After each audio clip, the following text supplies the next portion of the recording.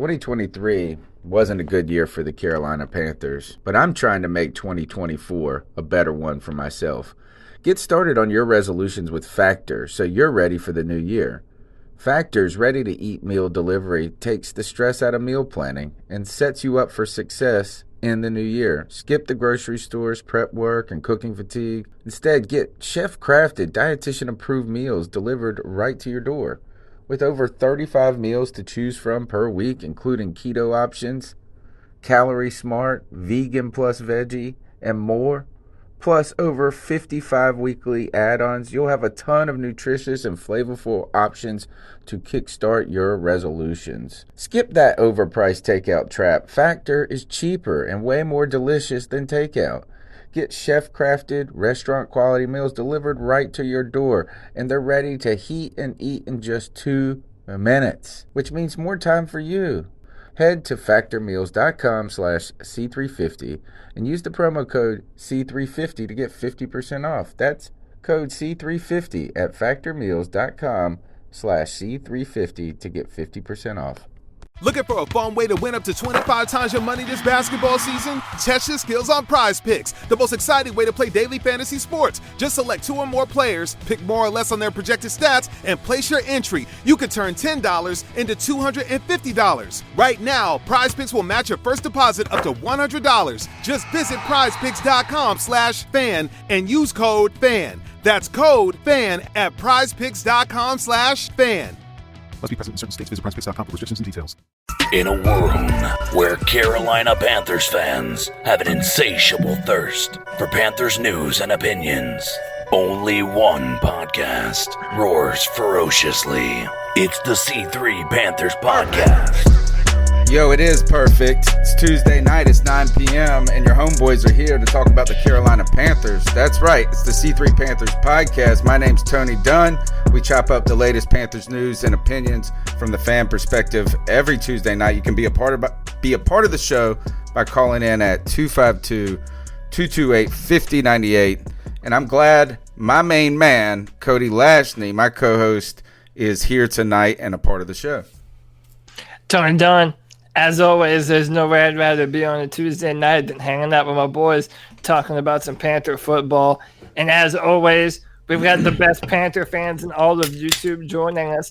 Joey the Blind Panther Esquivel, Jeremy Clancy, Anthony Rochelle, Sarah Taylor, Underground West, Tony Dunn. Ain't nothing to it but to do it, brother. Let's roll. I sure hope that the audio is working, because it does not show the levels. It is because it's picking. It's showing me the subtitles. Okay. Well, I hope on the stream it is. We should probably check. Yeah, that's what I'm looking at.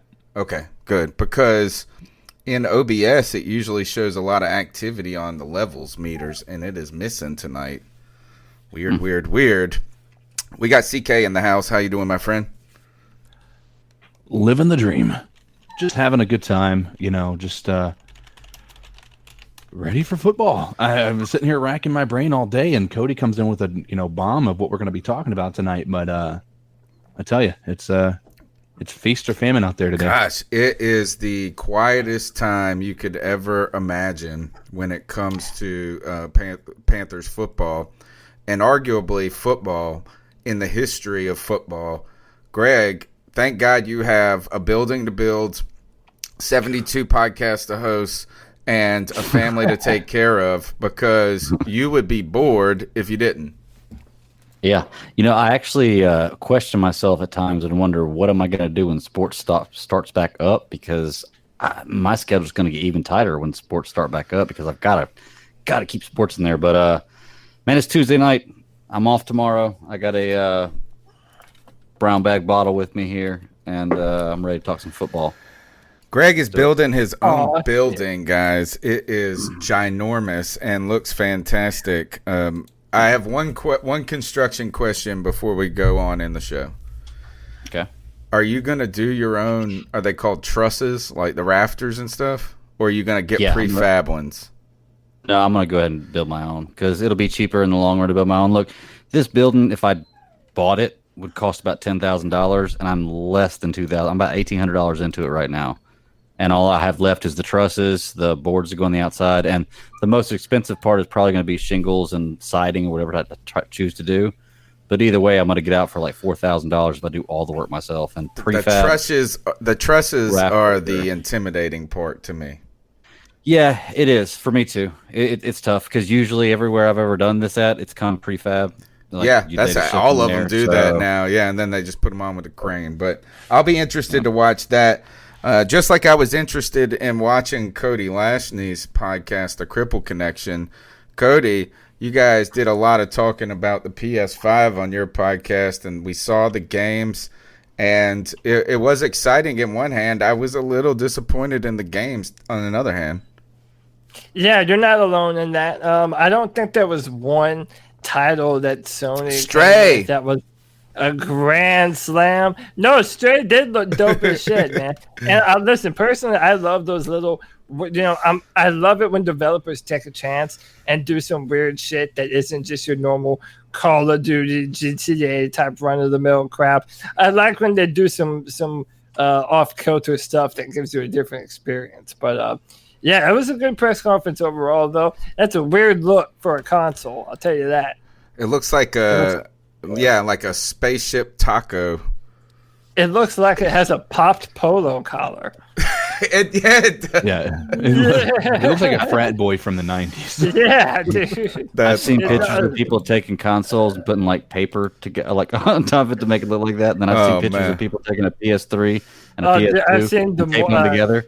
the eye of Mordor. They put that and put the big eye over the top of it. Yeah. Dude, What was the one that I think you shared, Cody? It might not have been you, but with the PlayStation 5 surrounded by a bunch of if that's what the Xbox is going to look like, that's insane, by the way. Like that big block. Yeah, that big block. I think that's what it's going to look like. That's insane to me. Yeah, it's like nobody's going to have a place for that. Like, yeah. How big is it? Is it like a cube? It looks like a mini fridge. It's like yeah. Wow. Yeah, it looks basically take two of the current, or let me rephrase, not even the current Xboxes. Let's talk about the original Xbox One when it came out, because that was a pretty thick console. Right. Take two of those and stack them together, and that's what this looks like to me. Oh wow. yeah. It's pretty terrible to look at. Yeah, but anyway, what was that? Good. What was I maybe missed whatever that was. What was the point of that? But the picture of the PS5 surrounded by like 5 of those Xboxes. Like they were bullies. I don't know. I'm not even sure what picture you're Okay, I thought for about. for whatever reason I thought you had shared it, but it's definitely it's unique, I guess. From a design standpoint, I like the digital version a lot better. So you can definitely tell that they actually created that PS5 for the digital version and then added the disc in later. Yeah, and another thing why I'm disappointed is we didn't get a price too. Not a price for either version. So they're just sitting and waiting. They're sitting and waiting. Yeah, they're waiting for the other person. They got to wait for the pandemic to clear, dude. You can't put a price tag out during pandemic watch and everybody be like, mug. Especially because there's also no way that it's less than like what $500. It's probably going to be $4.99 if I had to get $4.99 or $3.99 for the two options, because it's kind of PlayStation and Xbox kind of at a staring contest. Who's going to blink first to announce the price? They're going to $4.99 anyway. They're going. Yeah, they're not coming out until like November, December. So I mean, people are probably got about 15,000 focus groups they've got to do before they start doing that. They probably are both going to jump this to $5.99. Like, remember when Apple did it with the phone, and it took us from about $600 phones to $1,000 phones? Maybe, like that's probably what what's I'm going to happen. interested. What I'm interested in knowing is what's going to be the difference in price between the two of them. Because I mean, how much more are you going to value being able to go out to a GameStop of all places and buying a disc? Like, how much extra is that worth it to? I think they're about to price out. Yeah, they definitely people. They're going to price out. Who doesn't have a disc? Get the digital. I mean, get the disc one. Oh, you don't have to have a disc. So every game I buy, I just download straight to my PlayStation. But it takes like 20 days, dude. And that's why places like GameStop and are going out of business, and they're starting to make games go more digital. Because you think about it, somebody goes and buys a game brand new from a store, They play it, they beat it, they get done with it, they take it back to GameStop, and it gets sold for $30 or $40. Well, PlayStation doesn't get that $30 or $40 in the resale. So I remember at a time, they want to take away the trying to get rid of the market. ability to resell. Yeah, They were trying to get rid of that because it was taking away money from them, and now that the consoles have created an entirely different way of making sure people can't just resell the game. But the issue, I think, and I know we're talking about something way off from the Panthers podcast, but to your point, Greg, I think that's why also you're starting to see GameStop switch to more of a memorabilia type of a store rather than a game store. You don't want to be in their stock. I'll support you all the way, GameStop. No. You don't want to have their stock right now. You don't want to have their stock. All right, so here to kind of dovetail the conversation to football. I think isn't the new Madden coming out like any moment? Yeah, so today they just released the brand new trailer for it. And I saw Lamar. Lamar is hyped because he's like the star of it. Yeah, he's the cover athlete this year. Yep, he's doing flips. Flipping over jet. Okay, but hold on. Patrick Mahomes was the cover guy last year, and he was the Super Bowl MVP, dude. He got missed. Remember, he also had a knee injury, and he did miss for a while. Yeah. So good point. Imagine had he been out for that knee injury, that curse would have been 25 for 25. Oh, the Madden curse is pretty strong. There has been people that it hasn't touched. The one thing though that interests me, and CK and Cody can take the lead on this discussion, is we see a generation of kids who grew up that are now in football who played Madden growing up. Right? Yeah. Is that I haven't seen someone more hyped about their debut on Madden than Lamar. Yeah. Well, and that's right. I think you are seeing a bit of a culture shift because it is like, it's kind of like going and playing, football and having your quarterback be your favorite quarterback growing up, right? And there's a lot of people who felt that way about Tom Brady, Joe Montana back in the day. And so now it's kind of the same feeling, I think, for him. He's now experiencing being the star of something that he was in awe of for his entire life. So it is interesting to see that transition.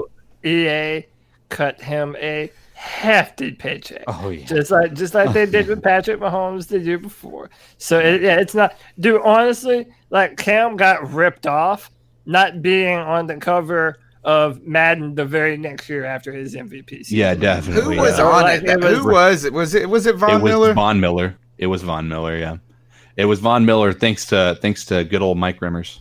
I guarantee you, if he'd won that Super Bowl, it would have been Cam Newton. Oh yeah, for sure. It was not even a question about it. Regardless of how he played, it would have been Cam Newton, hands down. But by the way, Madden, talking about how important it was for, a younger generation, like me doing my work for Draft Tax, like part of me understanding football was playing a lot of Madden and understanding what the plays meant and what was cover 3 and what was zone coverage and, what was trips right and trips left and all this. You learn that playing Madden, and a lot of people, that's how they understand the X's and O's. So yeah, and you just grow up playing your favorite players. Everyone remembers the stories of Michael Vick and how, I think it was Madden 2002 or 3. You could run around anybody. Yeah. If you were playing with Michael Vick, you damn near had a cheat code. Like you could just throw it all over the field, run all over the field, do whatever the hell you wanted. So I'm interested. Bo Jackson and Techno Bowl. That's what you could do with Bo Jackson. I'm interested to see if they do the same thing with Lamar Jackson because everyone compares Lamar to Mike Vick. So I'm wondering if he's going to be just unfair this year. I think it's going to be hard. I think you're going to see a little bit of the Cam effect with Lamar going forward. And it's going to be hard to replicate that success. The problem is that he is going to end up being judged just the same way that Cam Newton was. The moment he starts making mistakes, he's going to lose his fan base immediately. Not his entire fan base, but there's going to be a large portion of people that are Baltimore fans that are going to say, all right, let's move on. Let's see what else we have in the pocket, right? And it's going to stem from... What about not even making mistakes? But even with Cam, injury, right? that's it. Team problem, not team problems, but issues. They had a good Losing team for with reasons that him. aren't yours. They had a year that was very reminiscent of the Panthers' 2015 year because it was largely magical until the end. And it was both offense and defense. But Lamar did put up like 5 touchdowns like a quarter. His numbers were insane last year. Greater than Cam's probably in some respects. But he's so shifty. But the thing about it is his body is not built like Cam Newton's. So he's going to have to continue to be shifty and not get touched and not get hurt and be better from inside the pocket too. Because again, we all saw it with Cam Newton. And in case you couldn't tell by the title, tonight's episode is very Cam Newton centric. But, even Cam, after a certain number of years, all that damage takes a toll, man. It doesn't matter if you're 6'5", 250 pounds. And Lamar Jackson isn't like that Kyler Murray type where even though Kyler is small, he does a good job of getting down, whereas Lamar is just trying to make you miss. And when it works, it's incredible to look at, man. Just like Cam, it was incredible to look at whenever it works. Yeah, for sure. I'm not saying Lamar is going to get hurt or that even his style of play is problematic. What I mean is that, like, very rarely are careers as they're supposed to be. Is that because next year the Chiefs should just win, right? It should just be the Chiefs and the Ravens, and let's just call it a day. We don't got to play the games. But there's all of these factors that go into all of these things. It could be injury with him. It could be problems like just bad luck at times. The ball bounces the wrong way.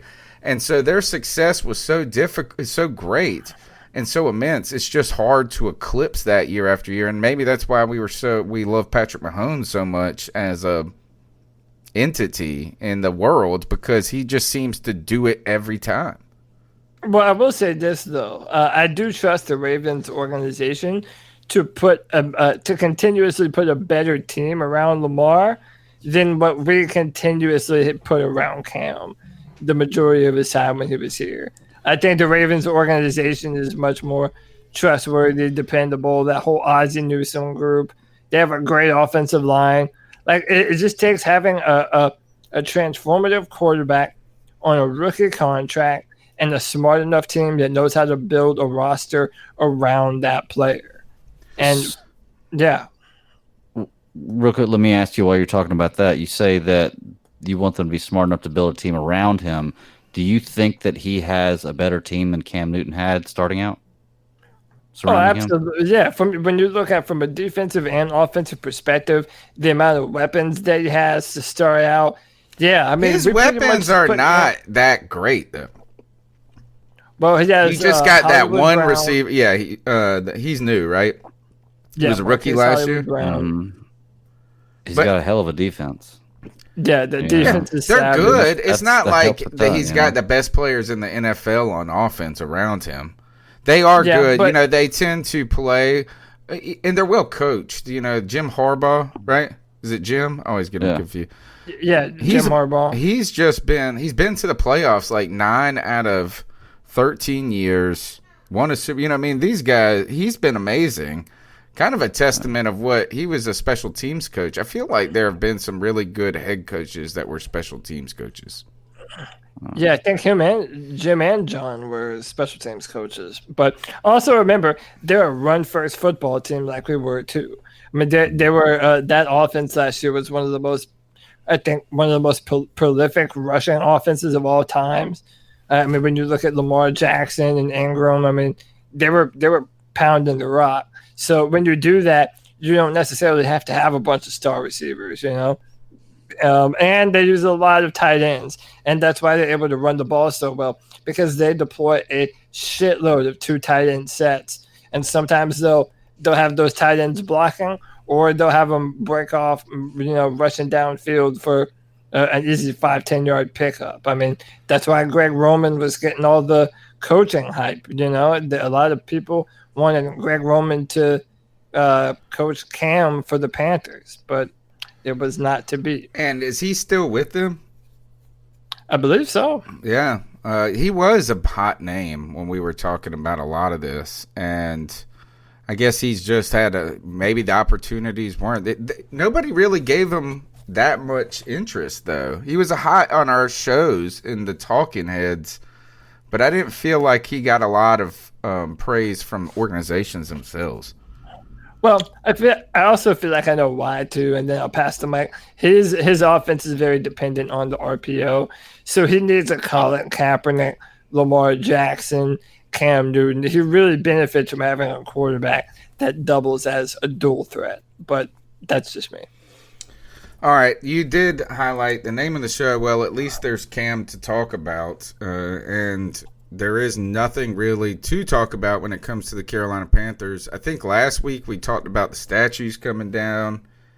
I don't even know if we talked about that in the show, but no, it happened the day after. We used to break news on a Tuesday before the show happens. Now it's all been happening. We're back to the normal news dump. That's the normal news dump is a Wednesday, and for the last 2 years we have been blessed that it's been Tuesdays for some reason.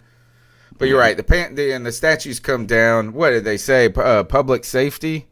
That's kind of that's funny. What, like fans were gonna go tear them down because of what's going on in society right now? So I don't know what you guys think, but I totally think this was David Tepper pulling a power move, finding the one loophole in his contract to get that fucking statue out of there, bro. All he had to do was say, oh, you know what? It's a safety hazard. I can move it because it's in the contract that I can do it. I think. Did he move it or did the city move it? I think Tepper. Oh, okay. Because the Panthers were saying that they were afraid, or that. And so this is what's bullshit, right? I didn't hear anything about it. Not saying it didn't exist. I'm just saying I didn't hear it. But apparently there was a bunch of they heard rumors that the statue was going to be vandalized in some kind of way, shape, or fashion. So they wanted to get ahead of it and just remove the statue. I so wish they would have left the two Panthers and just took Richardson. Man, those are so awesome, man. But I don't know why those are safety hazards. Yeah, right. Yeah, I don't think anyone's going to pull those. Didn't they move them to like an undisclosed location or something? Yeah. Basically, they just took him, threw him in the ocean or something. I'll store him. What if Tepper scrap ironed him, scrap metal, and took him to the scrap yard? He just took him to the scrapper and got the money for it. Yeah, got per pound. There's no way they're I'm a billionaire, but I didn't get this way by giving away a penny, dude. I know. I think that they should give. I wonder if you're listening, David Tepper. Why don't you just give one to me? I'll just put it in my yard. You can have the Jerry Richardson one. I'll take the two Panthers. How about you take one Panther? I'll take one Panther. I'll split a Panther with this one. Gosh, if we weren't so woke as a society right now, somebody would go put that Jerry Richardson thing in front of a courthouse. That's what they would have done 100 years ago. Put Jerry Richardson in front of the courthouse. But I forgot who I was talking to. I'm pretty sure that they have to keep that statue together because whoever built it as a piece of art, it's not complete unless that's all together. So, I see. So whoever owns that statue, they have to do something with it, or else I'm pretty sure Richardson's people could sue. But they have to do something. We brought it collectively to the scrapyard. That's what they did. It's one piece. It's still together. It's just a square now. All right. So that happened last week. And then also around Thursday or Friday last week, this pops up. And this is Rich Eisen, who is fantastic, by the way, talking to Panthers head coach Matt Rule. And hopefully this will work. That decision, and we're able to get Teddy. And as you said, I mean, he's 27 years old. He's taken a team to the playoffs. He's proven last year that he still has everything that it takes. And so we just felt like, what a great opportunity to get him in here for 3 years, on a 3-year contract. Let him be our quarterback. Yeah, fits our system. He knows Joe so well. They were both in New Orleans together, and see what he can do. And I've just been so impressed with him, really throughout these past weeks. I mean, just as we're doing things virtually, he really loves the game of football, and when he talks about it, you see him light up, and you can see people already. Is that the right clip? Responding to him, I think that's not the right clip. Hey, No, it is, all the but way to you the end. started Thanks it a for little that. too Did it late. start late? I'll just ask you point blank. Okay. Coach. Rewind, So, rewind, Okay. yeah, let him- Okay. so It's I'll like just good. ask you point blank, Coach. Was Cam Newton not a fit for you? Is that what happened with him? No, I would never say that. I think Cam Newton's a great quarterback and a great person and a great leader, and his impact on the city of Charlotte, was tremendous, both on the field and off the field. So I just think every decision has to be looked at like kind of in each time and space and where we are right now and kind of where we are as a team. We just felt like, hey, this is what we have to do, and this was the right decision for the team. And so it's not ever any one thing. It's just you have to make these decisions, which are hard, but you feel like, hey, this is what's going to be the best for us in the long run. And so once we made that decision and we're able to get Teddy, as you said, I mean, he's 27 years old. He's taken a team to the playoffs. He's proven last year that he still has everything that it takes. And so we just felt like, what a great opportunity to get him in here for 3 years, on a 3-year contract. Let him be our quarterback. Yeah, fits our system. He knows Joe so well. They were both in New Orleans together, and see what he can do. And I've just been so impressed with him, really throughout these past weeks. I mean, just as we're doing things virtually, he really loves the game of football, and when he talks about it, you see him light up, and you can see the people already on our team, responding to him. I think he's going to be really good for us. Hey, you watched all the way to the end. Thanks for that. Watch more. My question after that video is: was Greg right? Yes, man. Was And Greg right? Greg, jump on him, Greg. I'm writing it down because he answered that question. He answered that question he said no, it wasn't about Cam Newton not being a fit with us, and then later on in the conversation, It was about Cam Newton. It was about how Teddy was a good fit. Right, exactly. He was so right there. He just like I don't know how you can have a conversation like that where in the beginning of it you say, well, it wasn't about Cam Newton being a good fit, and then whenever you get to the end of the statement where you have nothing else really to say and you're trying to transition, you say, well, it just wasn't a fit for our system right now, which is exactly what you just said it wasn't. And talking about Teddy Bridgewater being a fit, I'm just going to sit back. You're right. I'm taking a shot on that one because Dude, I'll play devil's advocate right there. And listen, man, he is making so many enemies before he has even coached one snap of professional football. It's getting to the point where it's like, dude, either tell the truth or refuse to answer these stupid questions that you're asking. Because, listen, just say, yeah, we didn't think Cam Newton was going to be able to stay healthy because he wasn't able to do it the past 2 years in a row. Be honest about it. Say, hey, you don't think that Cam Newton is that he's not as good as Teddy Bridgewater or that Teddy fits the system better. All of that is bullshit, by the way, and he knows it is too, and he knows that no one wants to hear that because he knows that he would be drug over hot coals if he said that we think Teddy Bridgewater is a better quarterback than Cam Newton, especially after he mentions everything that Cam Newton has done for the team, everything that Cam Newton has done for the community, been an MVP. Like, they gave up on Cam Newton.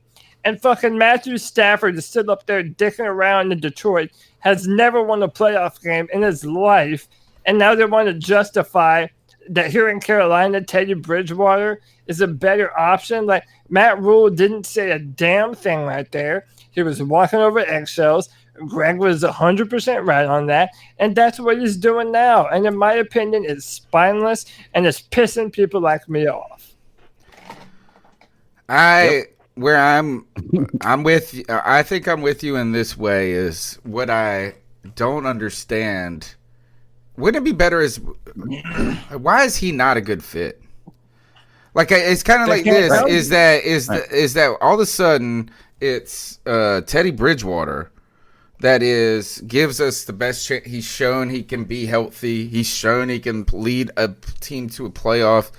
Were they scared that Cam wasn't close enough and they weren't willing to take a year in trying to figure it out. If that's the case, then we're not tanking, right? It's so odd, and I'm going to show this again, guys. I'm going to show it. You guys can't see it, but if you pulled up, I'm showing right now the video of Cam throwing with Odell Beckham Jr. And you look at his footwork, and I know this is not a game simulation, but he's making throws. He's not in a boot. He's not, if he was really hurt, he wouldn't be doing that. I don't think it's ever been about injury. Like, I don't think him being cut was injury related. I really do think that if I'm being honest, I think that, yes, there is a bit of political aspect to what he's saying there, but I think he's not necessarily saying Cam's not a good fit. I just think they liked Teddy Bridgewater better, right? And I know that sounds ridiculous. Yeah, I don't know what that even fucking means, really. Like, how can you trust anybody? Like, it's kind of like this, is like when you see someone dip their steak in ketchup, can you really look at them the same way ever again? Right. Can you trust them in the same manner? Well, they have a bullshit palate. Yeah, and my thing about it too is just like what Cody was saying. Like, here's the thing: if you feel like Teddy Bridgewater's better, that's your opinion, and I get it. Everybody has their own opinion, and you know what? You may be right. I could be wrong. I don't believe that's the case, but at least be honest with me and tell me about that, because now it's a trust issue. Not that you care about me trusting you, but I am the fan base, and we do support the Carolina Panthers. And if the Carolina Panthers fans feel like they're being lied to and they're being cheated, it's not going to end up good for the franchise, period. The interpretation I got from that video, yes, there is a lot of walking around, but again, that's what you have to do when you're a head coach of a football team in the NFL. You cannot answer those questions directly. If you do, you're going to get murdered one way or another. You're not going to be on anybody's good list. It's just the reality of the situation. But what I'm hearing when I hear that is it's not that he thinks that Teddy Bridgewater is better than Cam Newton either. I think that it wasn't. I think it was a matter of Teddy Bridgewater fits what he wants better. He wants somebody who is going to be a leader, but not overtake the locker room with what Cam's charisma, right? I think he wants charisma, but not to that level. I think he wants to be able to have control of a locker room and also build his team the way he wants to build it, And so Cam Newton has been transitioning. He's definitely been a better quarterback, and I still loathe the fact that he's not a Carolina Panther, but I still will defend Roll here, because if that's the decision he came to, he had the stones to do it, knowing he was going to destroy the fan base trust. If you guys want to talk about stones, he released Cam Newton. That's stones right there. Yeah. And it's not necessarily even that he made that decision, because again, he has never Cam's never been his quarterback before. It's a brand new regime. He's the head coach. They signed him to a 7-year deal. They're obviously giving him a lot of leeway to make decisions about the roster. My thing this was his decision. This was Matt Rule's decision. My thing is this: don't piss on my leg and tell me it's raining. Like, yes, I'm with you, man. Yeah, that's 100% what he's doing. And by the way, I even gotta say, man, like this. So shout out Joe Riolano in our chat room. What's up, Joey? He says, do you think Teddy fits the offense better than Cam Newton because he's more accurate? And again, that's a misnomer kind of in and of itself, because Teddy Bridgewater is a dink and dunk quarterback. They don't call plays for him to stretch the field. When you're throwing the ball down the field, historically, like Cam was having to do, your completion percentage numbers aren't going to be as high. But that's not true either, though, because Cam didn't throw down the field for last year. In the years he had high completion rates, he wasn't throwing downfield. And I don't know if that's accurate with Teddy Bridgewater entirely. In college and early on in his career, he was chunking it downfield. Well, so was Cam, though, early in his career in college. Well, when you had Ted King Jr., he was stretching the field. That 2014-15 season, especially at the end, the offense was running the football with Cam and Jonathan Stewart. and for a time D'Angelo, but maybe mainly just Cam and Jay Stu. And then that keeps all the linebackers and safeties down into the box because you have to respect that run threat. And then they would take that opportunity to chunk the ball. And that's when you saw all those connections to Cam Newton and Ted Ginn and so on and so forth. It's also not a coincidence that in 2018, Cam Newton was having his highest completion percentage when he had a DJ Moore, when he had a Curtis Samuel, when he had a Christian McCaffrey, and he was dinking and dunking more because at the time we were still wondering about that shoulder. He wasn't taking the deep shot much anymore. So I don't know, man. I just think that Cam has, at a time when our offensive weapons are better than they ever have been, that would have been a dream for Cam Newton. But they gave up on him too early and said, oh, he's dead on arrival. They gave up on him, man. I don't care what anyone says. The Carolina Panthers gave up on the player who has made them relevant for the past almost 10 years. What concerns me when I see these videos of Cam standing on his right foot, throwing the ball back and forth, balancing, going out there, chunking at Odell Beckham, and the other one, which I haven't been able to pull up, where he's doing a one-arm push-up with his right arm, right, which is the one that some people say there's shoulder concerns. To me, I'm worried that there might be a hint of ego involved with this decision.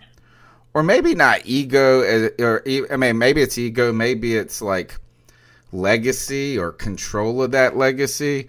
And that makes me concerned if that's if Matt Rule is making decisions, because I feel like on one hand he always says, I want the best athletes. They don't got to be the best players all the time, but like we want these It's like, well, that's Cam, right? Like, okay. And I wonder if he wanted like the Panthers' success going forward to be his success. And Tony, that actually ties back into what CK was talking about earlier, which is what I wanted to bring up. And you were talking about the possibility of him, or reason why maybe he got rid of Cam was because he didn't want such a big personality. But I got to ask, of Rivera and Rule, just from what we know of them, who do you think is a more stern coach? I think it's Rule. Stern. Yeah. Well, Rule, I don't know. I don't know, because Rivera might just be old and boring. Okay. No, I think there are certain things, like you hear the music, but he folded on that. Rivera did. All of that, you saw Rivera let personalities live, right? And I'm not saying Rule's not going to let that happen, but you see the people that have left, right? The people that he cut, Eric Reed, Cam Newton, right? You have these big personalities that he's let go because they're too loud. I'm not saying that's the reason, but it's almost suspicious, Well, yeah, and my only question about that is, I feel like Rivera is probably a more stern coach than Rule. I think Rule's kind of more of a newer age, younger, try to get along with his players, not going to be as stern. He may still put his foot down about things, but I think Rivera was, like you said, more of an old school type. This is how it is, period. It's why he wouldn't give players chances. That goes into a whole other thing. But I don't remember Cam ever being a threat or a problem, his personality with Rivera, as far as control of the team. I feel like Cam knew he was the leader on the field and the leader of the team. Him because he didn't dress one time. Exactly. For one play. One series. Do you remember what happened to Derek Anderson threw a pick six? He threw an interception. Matt Moore. All right, I'm folded. Yeah. But that's why I say, I think that Rivera isn't as stern as we think. I mean, I think he puts on this tough face, but everybody who has ever played for him say he is a player's coach. Right. He's a veteran's coach is what he is. Yeah. Yeah. And this ties into what Tony's saying too. I don't think there was ever an issue with Cam being overshadowing Ron Rivera or feeling like he was the one in control. I think he knew his spot. I think Matt Rule may have came in feeling that way, and that you're right. Maybe that's why he got rid of some of the players he felt like were big leaders and big charismatic players. But guess what? You need those kind of guys. I know. I'm with you, Greg. Now you don't have Kuechly. You don't have Reed. You don't have Cam Newton. Yeah. I mean, you don't have all these players who were big locker room guys. The Cam thing, it's just perplexing. And one of the things, if you go back and you listen to the old podcast when we were talking about Matt Rule being hired, is on the excitement side is the youth, the enthusiasm, the guy trying to make his career on one hand. But I kept saying the concern is despite your knowledge of football and how it works, part of the NFL game is just different in the way you interact with players who make this much money and are men rather. And I just wonder, are these signs of him making good decisions potentially, or like being ahead of the curve, or is he already showing a little bit of that college? Culture? Here's the funny part about it is every person that is in the media loves Rule all of a sudden. And they cut Cam Newton and they love Rule now. Isn't like that he bizarre? Is the guy. Everybody is saying like this is a Jimmy Johnson vibe and stuff like that. So, it's really interesting to see I don't think we're going to know for a while whether or not, because we're going to give them a mulligan this year if they just end up just wrecking things and not doing well. But if they do really well, we're going to be like, I don't know if I'm ready to do that. I'm going to be holding him to and I don't know if it's winning that I necessarily need. Yeah. But I'm better see these decisions not blow up. Yeah. If you tell me, how are you going to feel? 15. Sorry, you don't want to go 1-15 and lose every game by 20 points. What about this? What if what I don't want to happen and secretly kind of do is like Cam to go and be like super successful with the Steelers or the Patriots and Teddy Bridgewater get hurt in week 3? Because then we're going to say this is that, well, it was Cam's health that they were, because it's time to move on. And this is what Panthers God FSU 23 says. Not saying he won't come back strong, but Rule and company wanted to move on. It's life. I'm just interested to see what moving on to Teddy Bridgewater will be like. I'll be cheering for him, but you definitely expect this team to look more not unprepared. I am not. If this team comes out and looks like a shit show, we're all going to be up here going, man, I don't give a fuck. Oh yeah, we're gonna obviously have our snap. But are you going to be calling for him to be fired? I mean, because we were already expecting the tank, right? I mean, and that's the reality. I mean, if he just completely if it doesn't look like if he don't look like he knows what he's doing out there, I don't know if I could say that I wouldn't say that. But I don't think there is almost no scenario where Matt Rule is fired. I agree. I'm not saying. But what I mean is there a scenario where you're calling for it, like Cody? I mean, next year, is there any scenario where you're saying we need to fire Matt Rule? I mean, there's a scenario where I can see a bunch of tendencies that scare the shit out of me. Yeah, like making the wrong decisions. Just having terrible game plans. If it looks like the team is disorganized, there's a lot of things that can go wrong. But at the same time, it's and CK, you already mentioned it. It's kind of like for certain fans, and I'm definitely in that group. Like I am more than happy with a mulligan year, just because, it's because of the conversation that we're having right now. I don't believe that Teddy Bridgewater is the future of the Carolina Panthers. A quarterback that has never thrown over 14 touchdowns in a season in his entire career. I don't just all of a sudden believe that he's the answer and he could do everything that Cam Newton couldn't do. Like, that's bullshit to me. Like, that's not the quarterback that I want to ride my future on, especially when in next year's draft there's at least 3 or 4 quarterbacks that I think are better long-term prospects than Teddy Bridgewater is. But I just don't have a lot of faith in him. Panthers God FSU 23 said is really walking back his last comment where he said, I'm not saying he won't come back strong. Here's the next comment. Multiple surgeries on his throwing arm, him not being the same. Now he's older and can't run like he used to, et cetera, et cetera. It's sad, but it's facts. Not saying he can't come back in shock, which that actually means he can't come back. Like, he's past. Yeah, but Ben Roethlisberger is hurt every single year. Let's make this a point. Cam Newton was hurt, 2 years in a row? 2017, 2018? Yeah. I mean, this is the same organization that saw Thomas Davis tear the same ACL, 3 times? And then Thomas Davis came back and had played some of the best football of his career. Yeah. Like, I mean, dude, it's like sometimes you throw out the baby with the bathwater. And I feel like that's what we did with Cam. Let me ask and you. Yeah, go ahead. I want to ask this question, and it's kind of a follow-up on CK's question. Is there any scenario, right, where you would say fire Matt Rule? And we're all with you, is that when nobody would believe that it would be legitimate to fire someone after a year unless there was some sort of signs that were just like crazy, right? Yeah. But what would be the most concerning thing to happen next season? What would be the biggest telltale warning sign, red flag to you that would even challenge the most optimistic nerve in your body about this guy? Like, what would happen? And I think I know what mine is. And mine is that if Matt Rule, which we continue to hear this, is like, look, and it's about the process. It's the process. This dude is better at coach speak than anybody.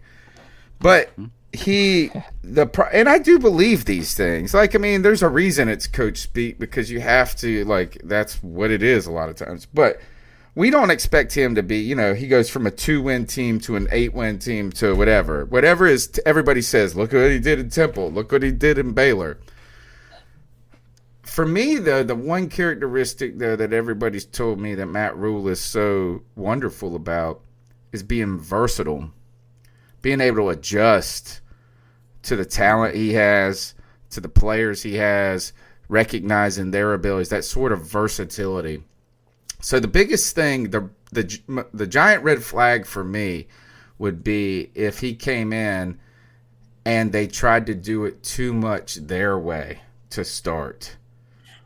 Or if that was part of the problem, their way, kind of banging the square peg through the round hole all season, right, that would be a giant red flag for me. Because I want to see a guy that takes a roster, he might not win games with him, and a roster that's not as good as other teams, but they find ways to be in games. He's able to generate, like, you're seeing the guys believing in themselves. That's a versatility with me. If we don't see that, and it seems like everybody is demoralized after every game, it's like we've lost 8 in a row, and we're not seeing any signs of improvement or anything like that. That's when I'll be like, oh shit, this might not work. Yeah, I think I'm kind of on par with you there, Tony. I think that it sounds kind of weird to say, but I think that if we have a season exactly like last year, then I'm going to be disappointed. And I know that sounds weird because if you win, like I think I put it that we win 6 games, I think we're probably going to win close to 5, but I think we're going to be close to the exact same team. And while I don't think we were a bad team last year, it bothers me that we've gone through this entire makeover for nothing, to be the exact same team. I mean, and I know there's always room for growth, but there was room for growth with the team we had too. So it just feels like to me, with all these movements, you're either tanking and going for that number 1 pick, which I really hope they don't do, or you're trying to improve. And if you're not improving, then you're not. I mean, I don't want to move sideways. I want to move forward. But I still think it's premature to say we're not improving. I mean, we've made a lot of moves. I mean, if you think about it, we went full defense in the draft, right? So we've addressed the most difficult part of our entire situation last year outside of quarterback. And then, we bring in Eli Apple, we bring in Robbie Anderson. I mean, we're signing people like, it's not in Teddy Bridgewater to a 3-year deal. All the cards point to this being an attempt to build the team up. And there are positives. I think the hard thing to do, especially in the current environment involving, and I'm not just trying to throw this out here, I just know my job. It's hard to look at the positives of things right now. It's really difficult to do that. But the positives are there. We've done a lot of movement to try to make this team better than it was last year. And I think there's evidence that we did. Now, when you start thinking about Cam Newton versus Teddy Bridgewater, then there's a discussion to be had there. But until we actually see what Teddy Bridgewater can do in a brand new offense, I don't think right now, and I'm the biggest one that was not happy with Cam Newton being gone. But I think it's unfair for Teddy Bridgewater to be given the short hand of the, short stick, whatever you want to call it, because of something that he hasn't even been able to be to prove, right? that. And everybody wants to talk about the dink and dunk, and I've been reading articles, and I was the same way, but there's a lot of evidence pointing to. Now, granted, it was a very small sample size last year, but if he would have kept the pace that he had with the Saints, he would have been the number one completion with deep balls in the NFL on a very small sample size, to be fair, but he would have been the number one as far as completion percentage on deep balls beyond 30 yards last year. So to answer Tony's question, and shout out to Tree50 who dropped 350 in the chat. What's up, fellas? Like and sub. Thank you, man. But to answer Tony's question, the thing that really would cause me concern is if our defense shows no signs of life, even after adding so many different talented young players to the team over the course of the offseason. I mean, I'm halfway expecting our offensive line to almost get Teddy Bridgewater killed.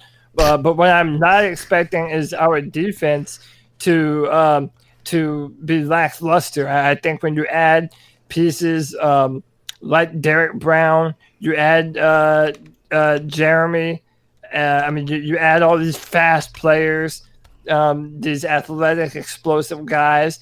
They may not be gangbusters to start, but I expect them to at least be formidable. I do think that we should be up there in the sacks department if we're able to generate some good pressure in the middle. Because if we're not, we'll be up there in the sucks department. And that's another thing, man. Like, dude, I'm not gonna lie, man. I've been through 2 bad seasons of Panthers football. It's like there's only so many different ways that this can go.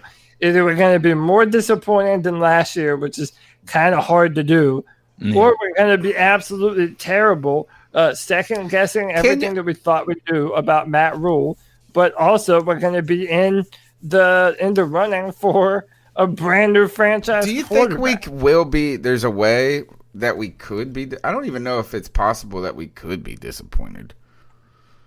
Yeah, I honestly, that's why, if I'm being honest, that's the only reason I'm excited about this season is that there's low expectations, right?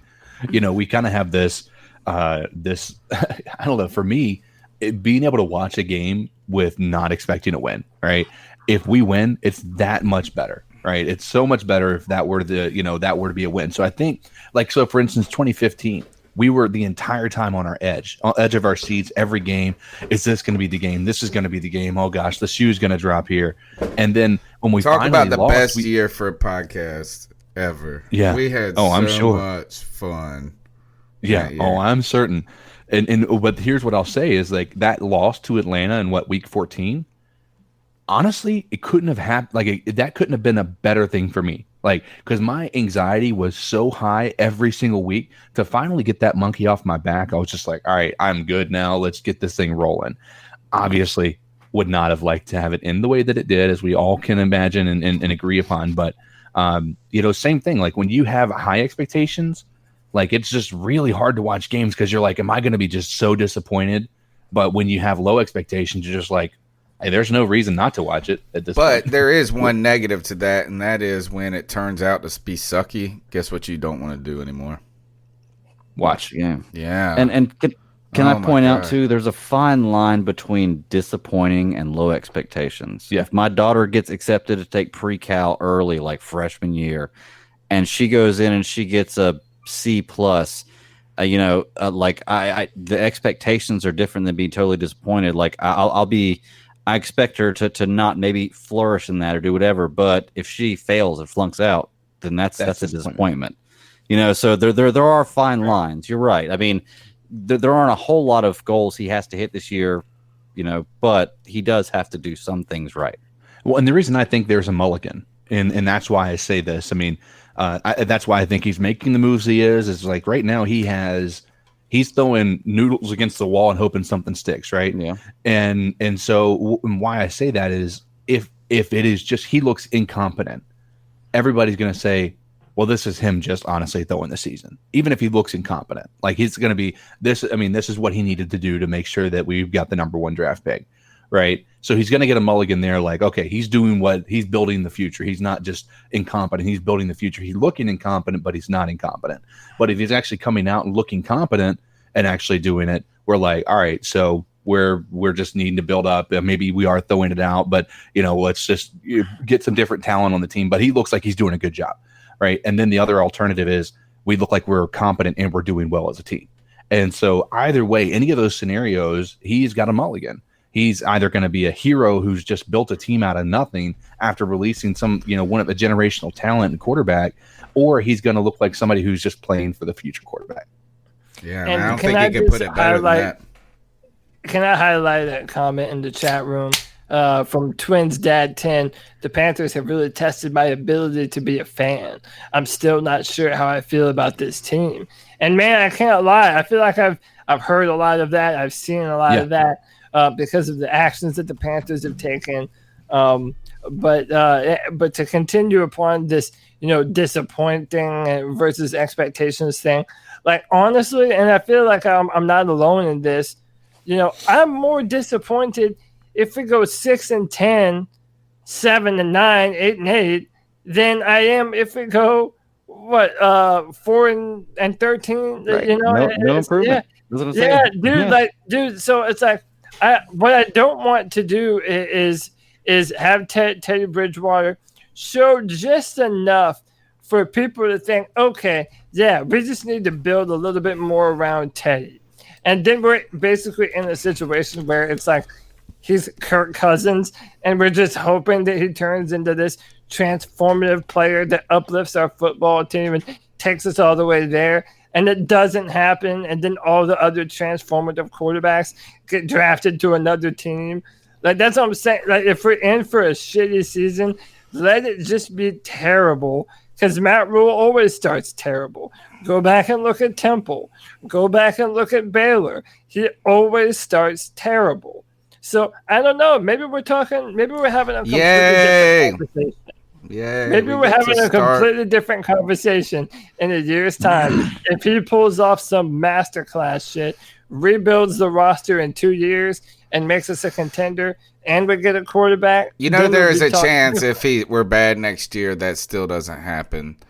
I want to see. All right, how about this? What is the thing we talked about what you didn't want to see, or what you saw that would raise the greatest red flag? What would you see next year that would give you the most optimism about the coaching staff? Not about I don't want to talk about obviously winning 14 games or winning 8 games. Those are things that would automatically make you optimistic. For me, I've heard that he's they outwork teams. Right? Is like that's his staff outworks. And one of the problems I felt with Ron Rivera is that our game plan, not even just the game plan, is like how lazy. It just felt about us. And it's like kind of the rut I get in this podcast sometimes is that we're so insulated to the Carolina Panthers world. We don't look outside enough. And I almost felt like Ron Rivera was like, well, I can only control my team, so we're just going to work on what we have. And it seems like we've heard that these guys prepare and kind of brainiac so much that I hope we get to see that and kind of how it manifests against how we are able to take advantage of other people's weaknesses on defense or vice versa. If Julio's going out there and throwing up 300 against us, I'm going to be like, well, where's your XO genius here? Yeah. I kind of echo a little bit of the same thing. I want to see us win matchups. I want to see us win some of those games that are, on the line that come down to the last minute, the cardiac cats. I don't want to see the team give up. So if we're getting our ass kicked, I want them to still go out there and fight like it's only a 3-point game. And if we lose a whole bunch of games, but we still fought our ass off and did some damage on defense and we're able to move the ball, but then in my opinion, you're seeing things that you can build upon. And especially with Joe Brady now as our offensive coordinator, seeing what he's able to do with those kinds of weapons, Like, let's take Teddy Bridgewater out of the equation for a minute. If Teddy is terrible or if he's incredible, we're going to be able to see what Joe Brady is going to do, what plays he's going to call with those receivers and Christian against a whole bunch of different kinds of defenses, and seeing how he adjusts to that and what they're going to do in situational football. I'm just wanting to see good, small decisions being made that leads to a resilient, tough football team. Yeah. I want to see, and this goes back to what Tony was saying earlier, I want to see adjustments. That was one thing we complained about with Ron Rivera all the time, not making adjustments. If we're getting beat, if we're playing the Falcons, and I'm just going to keep saying Julio because we said it a couple times, and Julio has 115 yards and a touchdown at halftime, I don't want to see him come out and get 125 yards in the second half. Because that is a Ron Rivera team right there. Right. If we double team him and then their running back ends up running for 75 yards, okay, we got beat. But I don't want to see that guy beat me when he just showed me his hand in the first half and we didn't make any adjustments. That's what I want to see. I agree with you entirely. But also one other thing I would like to see, and again with Ron Rivera, I don't know if this was as apparent at times. Like, we don't even want to have to keep saying Julio. Yeah. Right? It's like, that's the point, is we don't need to adjust to Julio at halftime when we knew his ass was Julio in the first half. And and people praise Bill Belichick so much. And what does Bill Belichick always do? He takes away your best thing. Mm-hmm. That's like, or at least that's what I've heard people describe him say. Is that, and so I like that adjustment because it didn't seem we had that capability a lot of times, or, I don't even really know how they do it. I don't know how they walk in there in 15 minutes, come out a different team. But somehow it does something, and I do agree with that. But also, I don't feel like we were out game planning cats. No. Even on defense, Ron Rivera was like, "You punch those fuckers right in the face," and it was it. Can I make a prediction? If we win games, I think it's going to be later in the season, so it'll be even more frustrating. So. But what's going to happen is, so actually, let me start off by highlighting this comment in the chat because it kind of builds on my point. Fear the Four says, if this young defense gets it right off the bat, it's possible we can get a wild card because offense has weapons. But this is the main point, though. But with COVID-19 taking away all the camps for the rookies to learn, it's going to be tough. And this is what I'll say. If this Carolina Panthers team was going into the season, and it was just any other kind of year. So we had OTAs and off-season mini camp and all that other good shit, I would feel a little bit better. But the fact that we have a brand new offensive coordinator, we have a brand new defensive coordinator, we have a brand new head coach, we have an entirely new defense filled with young players, a brand new quarterback in that new offensive system. That's a lot of stuff to get right when you don't even have the time. A new staff that's never even run a training camp. Now they got to run a training camp that ain't a training camp. Right. Like, that's why it goes back to those expectations. How much are you actually expecting? None. Yeah. It's the best year to have this. It's the best year for the Panthers to have this garbage. But the other thing is, historically, if Joe Riolano is still in the chat, I feel like, and he's always said this, is that defenses are ahead of offenses early in the season. Yeah. So, say it one more time. That defenses are ahead of offenses early in the season. So coming out of week one, they have the advantage because offenses it takes long, it's a chemistry thing. They're installing new things as they go along. Defenses typically have the advantage in those early weeks. Like, so if his offense isn't clicking in week 2, you would be foolish or naive to just say that ain't going to work. That's what I'm saying, right? Is that, now I'm not saying defenses don't get better throughout the season, but it does seem like if you didn't have a play to run, the defense has the advantage, right? If it's just me versus you. So that would be something to consider, not only So our young defense, though, might have an advantage, but they don't have an advantage because they have no experience. Yeah. It's the most bizarre. This is a bizarre. It's like we're in the twilight zone of football. But then at the same time, man, and you said it just now, it's like you really couldn't pick a better year to have all this shit happen to you, though. I mean, if it's going to be this year, revenues are going to be down no matter what. Ticket sales are going to be down no matter what. We might not even start on time. So if there is, even the best teams are going to have trouble filling the stadiums. Probably. Yeah. Panthers got FSU said if these coaches can coach, Panthers are going to be really good. I think if these coaches might be able to coach and the Panthers could still have a bad season.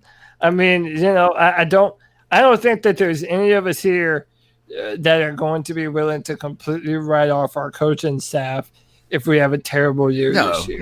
No, we won't. We'll bitch. Yeah, we will bitch. I will bitch the whole time about them. But no, I think that you got to give everybody 3 years at the minimum. I think it would be wise to give somebody a 4th year, but depending on who your players are at that time, what your window looks like, I can understand getting after year 3 starting to get itchy. Right. All right, let's go on to this. Let's go on and get into the cat calls and see what you guys got to say about what's going on. Oh, wait, this ain't the wrong. This the wrong file, yo. So, here, while I pull up the right file, guess what the headline in Panthers.com is? Chase Blackburn explains why the Panthers are well positioned at kicker. Ugh, makes me want to vomit. That's saying a whole lot of nothing. That makes me want to vomit, though, is not only are we are well positioned, I guess, because we have 2 kickers that we hate, and I like Sly. Let's not even cut Graham Gano. No. I feel like for whatever reason, I had this in my mind that we've cut him months ago. Yeah, I thought he was mad at the team with that injured reserve crap. Yeah. But still, who do you guys like better? I'm on the Sly train. I'm Sly all the way, dude. Like, he's got more personality, I think, and that leg is just a monster. It's a missile, bro. I don't know, man, because it's really like Joey Sly wasn't that much better than Graham Gano last year. I mean, he has a bigger leg, but dude, he missed a lot of gimmies. He really did miss a lot of gimmies. Yeah, but he hit a lot of things that not many people. He had a really high percentage from the far away mark. But wasn't it you that was telling me that it was Pat McAfee or something saying that a lot of times if you're a kicker and if you got power, you're less accurate, but you can kick that ball so far. Yeah. Yeah, so it's kind of like a give and take, Yeah. But to be fair, the part of it that I think is interesting is he's more accurate the farther back he is. It's so interesting to see that dynamic and understanding why. Like, it's almost like he knows that if he could put all of his Graham Gano's missed his share of gimmies. Yeah. But that's the part of it that I think we also got to remember. Graham Gano has been hurt multiple times over the past couple of years as well. So if we're going to treat Cam the way we've treated Cam, I mean, I think Graham Gano, when you're talking about having surgery on the kicking knee as well, I mean, you got to have a question about that, All right. Cody, who do you want? Me and CK want Sly. Who do you want? Dude, I feel like I'm choosing between dog food and cat food. I don't know. I guess I'll just say Sly, man. Sly has a bigger upside. Yeah, Sly has a bigger upside. We've seen Gano for a bunch of years and missed some of the big shots. I guarantee, I can't believe no one in the chat yet has not typed in 63-yarder versus the Giants. Ugh. I hated Graham Gano before that crap. After that crap, I've been consistent. I don't like no Graham Gano. Joey Escobar says, Cody, you can kick the ball farther than Gano. Oh, that's a lie. Hey, man. He kicked a 63-yarder, dude. He kicked a 63-yarder. So we give him credit. All right, here's the cat calls. The number's 252-228-5098. Sub up to the podcast. Give us a thumbs up. Jump on the cat calls line. One more time, 252-228-5098. So what are your thoughts on catcalling? Yeah, it's pretty. You shouldn't do that to somebody. And how did that make you feel? Very uncomfortable. So how do you think catcalling makes the person feel? It feels good, like. Who's that cat sitting in the back corner with his face buried in his notebook? Who's that kid that can use one?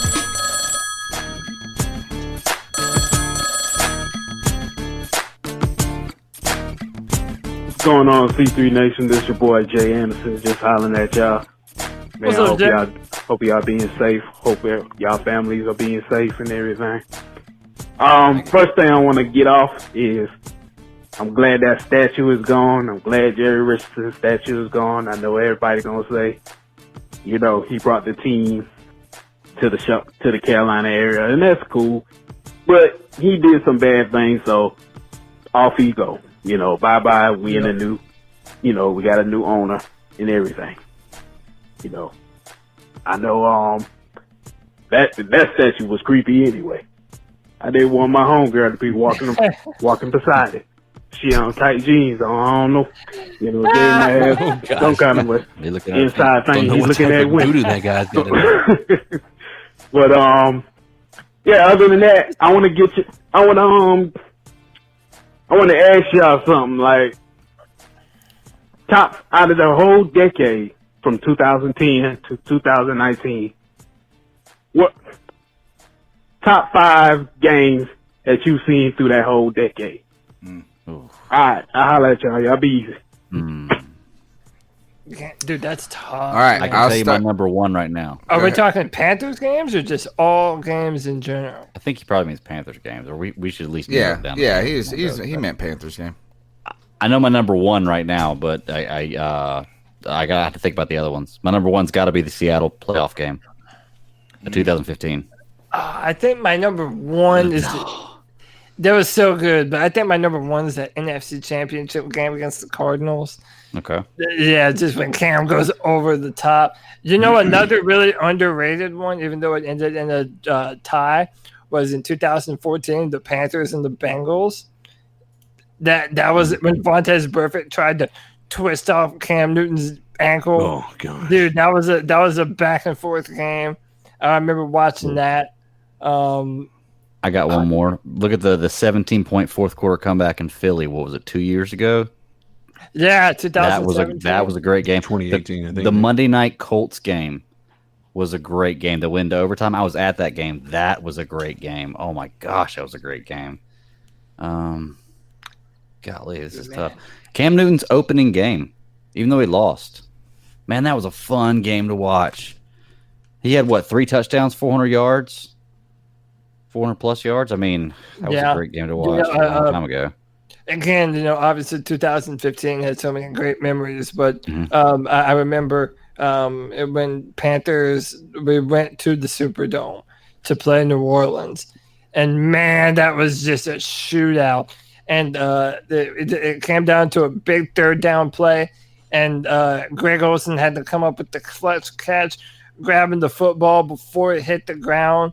Converted the third down. We made the drive, and we ended up winning to, I think, go on to 13-0. It was at that point in time, and it was just a shootout, man. Cam would answer, then Drew Brees would answer. There's been so many of them. New Orleans game, that second New Orleans game. Okay, yeah, go ahead. Sorry. Yeah, no, it's not like I've been thinking. No, I've been thinking the whole time. I've been trying to gather some games. Number one, agreed. NFC Championship game, I was there. Right, so that's my top. That's the pinnacle of what I've been at to a game. Number two, this is a strange one. Most people won't probably agree with this. But it was 2017 when we had another good run with Cam, and we went on the road and decimated. Remember he had 5 touchdowns against New England or something? He either had 5 touchdowns against Detroit, but we went on the road and beat New England's ass. That was a very rewarding feeling, because nobody does it in Foxborough, and we beat that tail. Number 3 is Saints 2013, Saints at Panthers in the Rain Bowl, where it rained and it rained and it rained, and Ron Rivera punted the ball on fourth and 12. I think it was 4th and 12. Yeah, on our own 30, and there was like 2 minutes and 3 seconds, or it might even been under 2 minutes to play, because you thought, man, we're punting the ball, we're gonna lose this damn game. And Cam and them, we get a stop on defense. We get the ball right back. Cam leads the team down, and he threw a touchdown to Hakeem Nicks. Is that the right name? Does that sound right? Oh, he played for us. That was North Carolina boy, too. He played for UNC. Yeah, it was him. Threw a touchdown to him at the end. So that's number 3. Number 4 is Seahawks in their house. And was that 2015 we did? 2015, it was like the first time. I think we were 7-0 by that point or something like that. When we beat, and everybody was still saying we were, like, I remember the headlines we're the worst 7-0 team in the history of the NFL. There's basically what all the headlines were saying. Are the Panthers the worst ever 7-0 team in the history of the NFL? And I remember that there were a lot of articles about Ted Ginn's drops and everything. So this was that in Seahawks territory was the game where things were starting to shift back to the Panthers, maybe being better than people thought. Was that the Greg Olson catch game where he called the game winning touchdown? Oh, yes, yeah. That was fantastic. Too. Shout out to Joey the Blind Panther, mentioned a good one. That Patriots game where the Monday night picked the flag up. Panthers hold on with the headline. And I think that's when Cam really turned into a superstar that night. Because, dude, there was this one play where they blitzed the hell out of him, and he's just ducking the whole team. The whole team. Yeah, and peels off and takes off down the field. He ran a total of 70 yards after that because they did that next gen stat and they were tracking his runs because he was just dodging people and everything. Even though he didn't necessarily go down the field 70 yards, the amount of yards he ran was 70 yards. It was insane. This was a good call because it gets me because I can keep going after 5. Yeah. But here's my number 5. And my number 5, I think this was 2015 as well. And we beat the Falcons 38-3 or whatever. Mm-hmm. And we just beat the living shit out of it. That was just like the most fun. I could go back to games before Cam too, but like his rookie year there, like you said, that first game, that Arizona game, I think is noteworthy there. Such a tough ending. Yeah. We lost that game where we shouldn't have. Patrick Peterson ran back a punt. There's some. There's a lot of good ones. How about here's one that you guys wouldn't even. Was it 2017? Do you remember when we beat the Ravens and they went for it on 4th down or whatever? Mm-hmm. And then we ended up coming back and blanking them. Like they beat our asses for 2 quarters or something. And then we came back. That's fun. 2017 was a more fun year than people give it credit for. Cam threw 5 touchdowns or 6 touchdowns against Detroit on the road that year or something like that. It's tough because we just didn't win the division, so people don't remember it that much. But, we were 1 play away from winning that game against the Saints. Yeah. What was the game where I don't remember if the game was necessarily great, but I do remember this play where they're on like the 15-yard line, and I can't remember what defensive player. I keep wanting to say AJ Hawk, but it wasn't him, I don't think. Where he's calling Cam out, talking about, it's this. Oh, yeah, he said, did you watch that on film? Yeah, I watched it on film. Cam was like, I watched tape too, and then he called the audible. That was man, that's an awesome. There was one. No, who was that? That was the white dude for the. I keep wanting to say AJ Hawk, but it's not him. No, I think the long hair blonde dude. That's AJ Hawk. No, it's not. AJ Hawk is AJ Hawk. AJ Hawk is AJ Hawk. What's his name, dude? No, the long hair blonde dude, Matthew. So I don't know. Oh, Jake. I know who you're talking about. I know Clay Matthews, David Williams guy. Matthews, that's right. I knew it, dude. Yeah, you're right. AJ Hawk was Clay Matthews before Clay Matthews was Clay Matthews. Yeah. Right. Yeah. Everybody just has AJ Hawk on the brain because he has a show with Pat McAfee now. Yeah, AJ Hawk. Is he with Pat McAfee now? McAfee and Hawk. Yeah, they do. They do like a 1 o'clock show on YouTube. Okay. Is they ain't good? Yeah. I mean, they have an insight that obviously not many people have, and they're willing to talk about it. So I think it's interesting if you're interested in getting the insight about what the locker room looks like and what players experience and what their opinions are about certain circumstances. It is. The problem is that you could definitely tell they shift their opinions with the masses. Okay. The other question I have for you is: anybody asked AJ Hawk about getting in bed with his sister? Was it his sister? No, he didn't do it. But you remember, like when he played for Alabama, or it wasn't. It was they showed either his, I think it was his sister in the championship game, and she was engaged to like a quarterback in the NFL at the time. And do you remember Brent Musburger was like, she is something delicious to look at, and we were No. Oh, it's good. It's good. Oh, you got to go back and watch that mess. It's like, is it Brent Musburger, or is it the guy that's with the LA Raiders now, who always does like, he says some bizarre ass shit in the color commentary. I was wondering, is there any other game that has stuck out to me? I'll tell you one game that I remember that I'm so pissed that was like 34 seconds late getting into my seat. Pretty sure it was a Tampa game, and it might have been around 2015 or something. And we got in there. We had trouble getting in the gate. I don't know why we were not in our seat. And like the second play of the game, Cam popped off a 77-yard run or something. And we're we're walking up the steps, and that place is just erupting. I'm so pissed about that. Oh my God.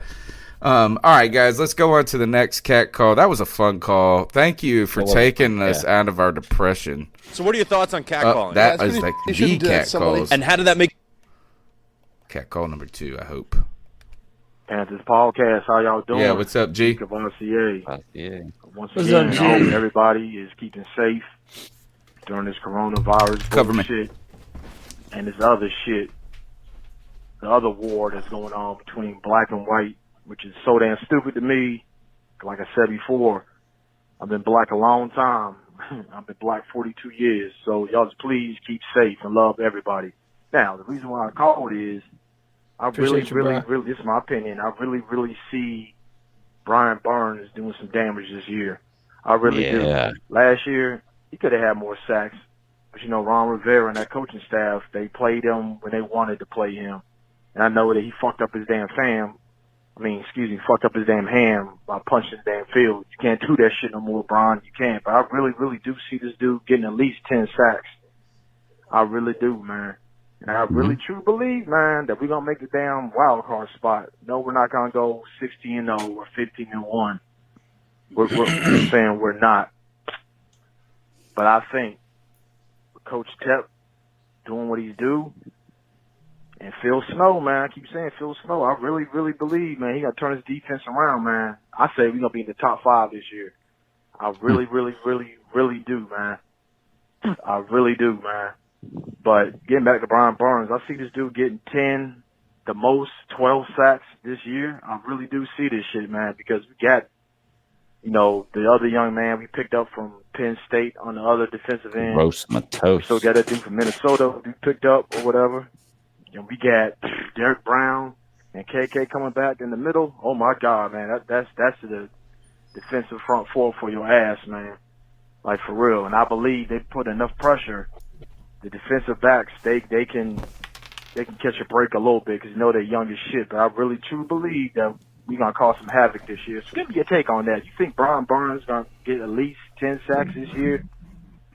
And on cherry on top, do you see us making a wild card spot? Because I really do. Keep pounding. Keep pounding. Keep pounding. Great call. Did you all see that video that came out just recently of Brian Burns working out, running routes? No. Like he was playing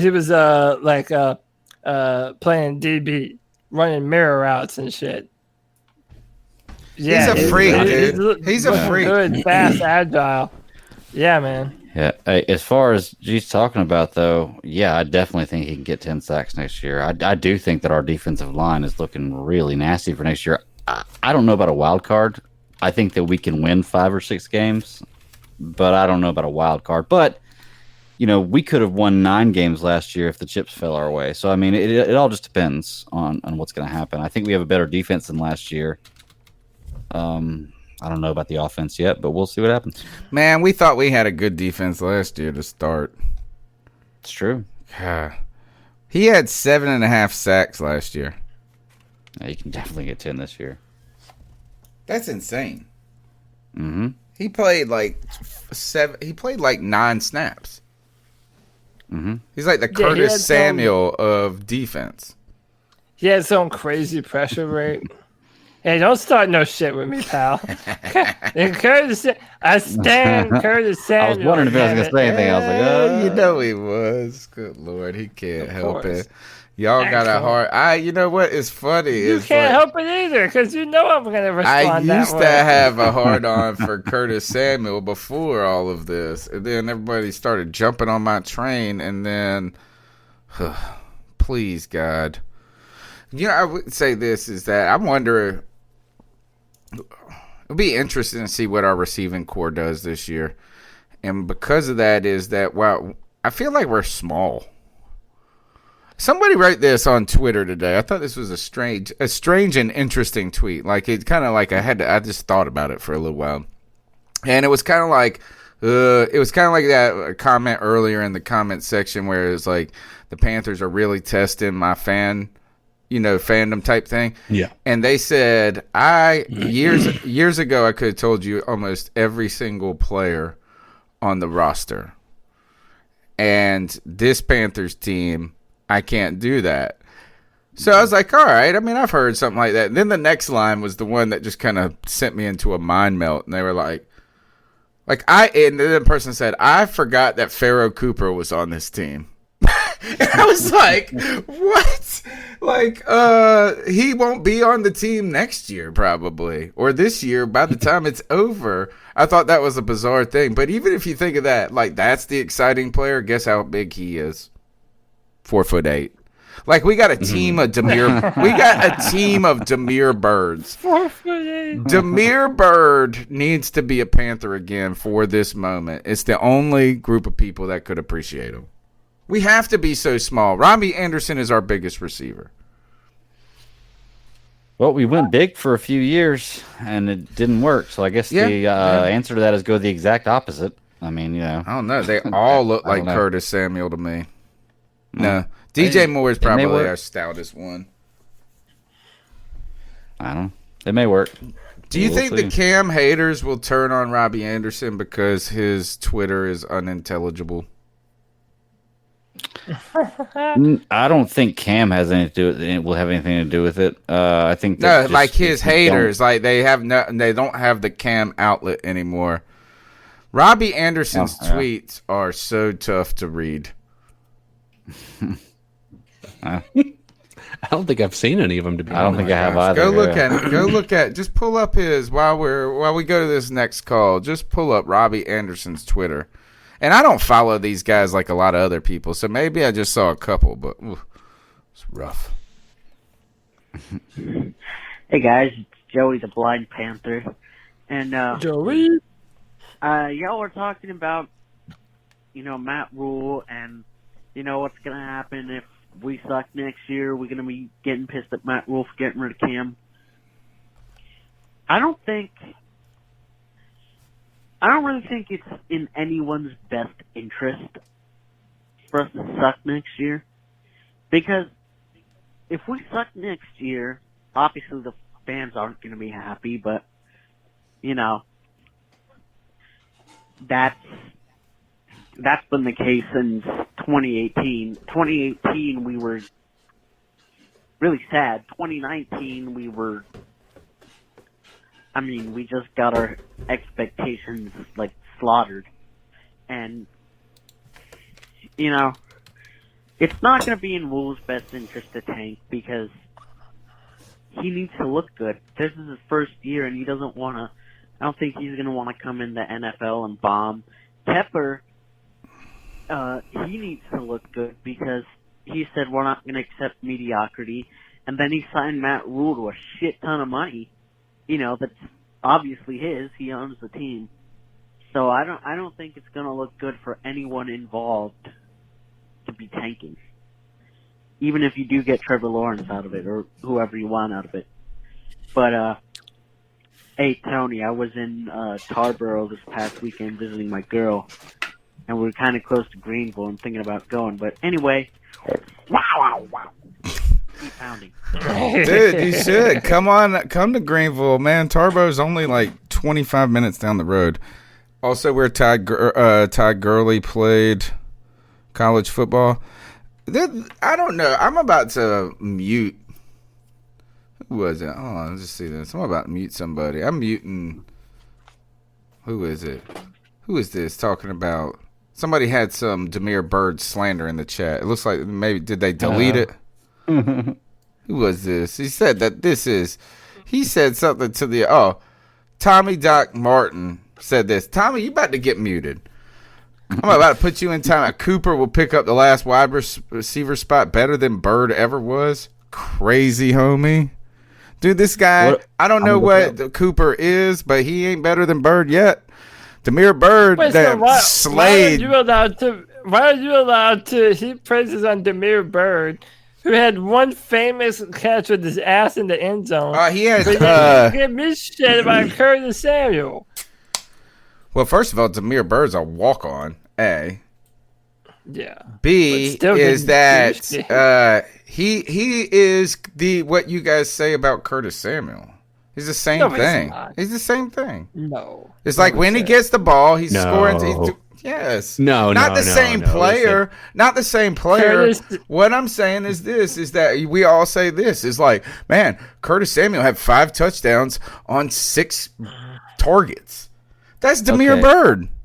What I think of is we had the worst quarterback completion rating of passes beyond 20 yards last year of anybody in the league, and Curtis Samuel's forte is deep passes.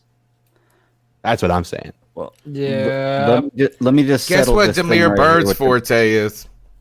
Yeah, let me settle this thing for Demir Bird and Pharaoh Cooper stats wise. Demir Bird's been in the league 4 years with 488 yards and 3 touchdowns. Pharaoh Cooper's been in the league 6 years with 433 yards and 1 touchdown. So no, Pharaoh Cooper is not a better wide receiver than Demir Bird is. Amen. And you ain't even talked about my man Demir Bird just crushing kickoffs, homie. Huh? I was at a game where Demir Bird had 3 touchdowns in a single game. It was awesome. That was his game. It was his game. It was the butt game. And only game that he ever did. And you know what? He has 3 career touchdowns, so all 3 of them were in that one game. No, one was a special teams touchdown. 2. He had 2 special teams in the butt. This dude, look, as he comes back, look, he says this. As somebody else said something, Tony will be woken, my friend, to a lot more to learn about in this roster. All right, okay, here, wake me up, because this woke Panthers guy at FSU, Kirkwood, 6'3", who is he? Anybody know? He's probably a Baylor Timber player. Never heard of him. 6'2", Roberts will be part of the plan with the receivers. Dude, these guys ain't gonna do shit. And if they do, it will be the most pleasant surprise ever. How many times did I get people shit on me the whole time? I was like, we had Demir Bird on the podcast twice, man. I was like, Demir Bird's go fuck you, fuck you, fuck. We've latched on to nobody names every freaking year. Every year. Yeah. And you're lucky Demir Bird was the one we latched on to twice, because he was actually almost good. But there was a bunch of old receivers. Like, we'd be like, this guy's a big receiver. He's going to come in. Nope. He didn't do shit. Yeah. We'll see. We'll see. Maybe this new staff will be able. That's where we'll be excited, is can he take those guys, and will they have confidence in them? So how about this? Maybe I'm premature in saying, like, hey, they ain't going to do shit, because I'm jaded by the Ron Rivera. It don't matter how good they are. They ain't going to play. type mentality. You know, it's like we're going to go with these three guys, and that's just what we do, even if so. I don't know. All right, next call. Hey, everybody. This is Anthony Rochelle. I have no news about, anything on Cam Newton, but I am more focusing on just the potential, hopefully, of what the Panthers could bring with this roster. Kirkwood. Write his name down. 6'3". Maybe, Cam Newton will be on a different team. I don't know. Maybe, I don't know. Time will tell. But I'm mostly focusing on the future for the Panthers organization. So, hope you guys are having a great day. Go Panthers. Keep pounding. 2020. Here we come. Hey, real quick, I do want to point out, I was just making a joke about it, but Kirkwood is a Neptune City, New Jersey native that played at Temple for 3 seasons. Yes. So there you go. Yep, you're right. So there you go. Don't you love it? What was it? I had another. I was thinking about this too, and I'm the only guy that can drag this show on any longer.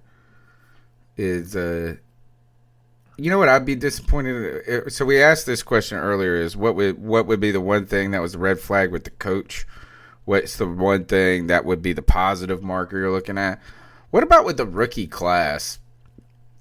For me, the one thing that would scare me is if this Jeremy Shin dude isn't all that in a bag of Doritos. Like, that's going to make this draft for me. That player. Like, if he turns out, like, I think that will be enough for me to be like, this class is cool. Like, you know what I'm saying? But if he isn't a contributor next year or is fucking up, I'm going to be like, man, I don't know. That's the one guy I need to be really good, Cody. I mean, Jeremy Chan is, we've all said that he's the player that made us feel better about us not drafting Isaiah Simmons. He kind of, he was a light version of that and could do some similar things. For me, I'm going to be more disappointed if Derek Brown doesn't have a good season, just because I don't think his job is going to be too involved. Like, just be the big badass in the middle, dude. That's all you have to do. And he was so good stopping the run last year for Auburn. And part of the reason why you draft him is to get better at stopping the run. And I think when you put him next to Kevon Short, that has a potential to be a really good run-stopping front. So if it doesn't turn out that way, I'd be a little disappointed, because even though he wasn't my number one defensive tackle on the board, he was, by far one of the best run stuffers. And that's why you would draft him. How in the world has Pharaoh Cooper been to a Pro Bowl? That has to be special teams. Special teams. He's incredible as far as he had a really good. I don't know if it's just 1 year or multiple years as a punt returner. That's his role on the team. It's not going to be about wide receiver. It's going to be punt return.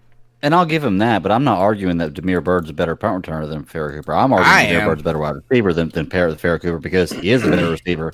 He has a better average over less time with more catches and more touchdowns. There's no argument you can make that Damiere Byrd's not a better wide receiver than Pharaoh Cooper. Now, punt returns, that may be a different game. I'll give you that. But we're set on wide receiver. I mean, Pharaoh Cooper is going to see the field maybe 5 times. In the entire season, as far as a wide receiver, he is going to be on the field as a punt return specialist or a kick return specialist or whatnot. So, I mean, honestly, my interest in comparing him and Damiere Byrd are pretty similar, because Damiere Byrd was considered more of a special teams player as well. But Byrd was just fragile, man. Pharaoh Cooper is 208 pounds.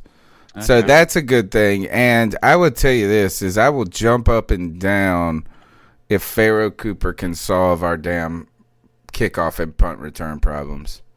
Because we have been shit on that forever. Like even Demir Burr, like he just did it a couple of times. It was exciting.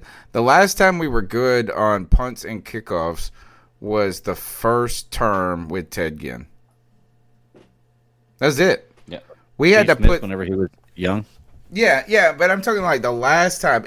We went through a stint where it was just bad back there, where they were losing us games.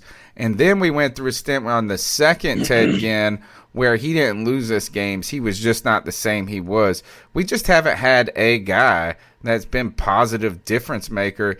Even who was doing it last year? Who was doing it last year that was okay for a little bit? Didn't we bring in somebody?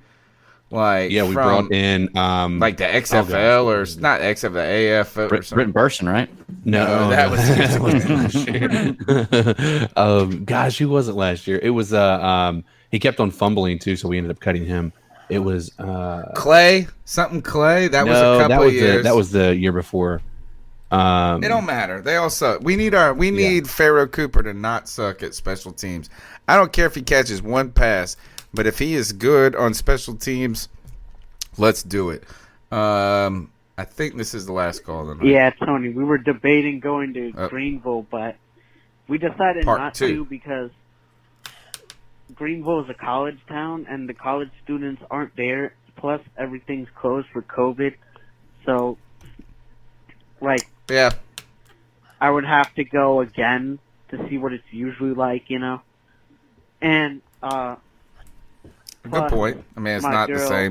Who thinks with her belly, just like I do, is like, yeah, I doubt Japan Inn is open, so I don't know if I want to go because I don't know if it's open. But yeah, my girl's mama is a huge Todd Gurley fan, just like most people in that town are. I mean, like a hero. They loved him, which any small town like that is gonna like their player that's a fucking beast. But her, my girl's mama, the school that she went to,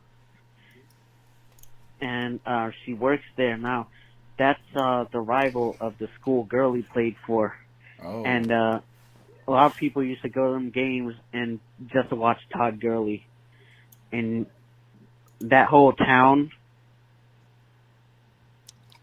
I mean, they probably got their rooting interest, and because it's almost in Virginia, they probably have an obscene number of Redskins fans, and I bet you they got a lot of Panthers fans. But there's a large portion of that town that follows Gurley wherever he goes, so now, unfortunately, they're Falcons fans, which is why we need to get Todd Gurley to take the load off of Christian McCaffrey, because, number one, now we can take the load off of Christian McCaffrey, and then when Christian McCaffrey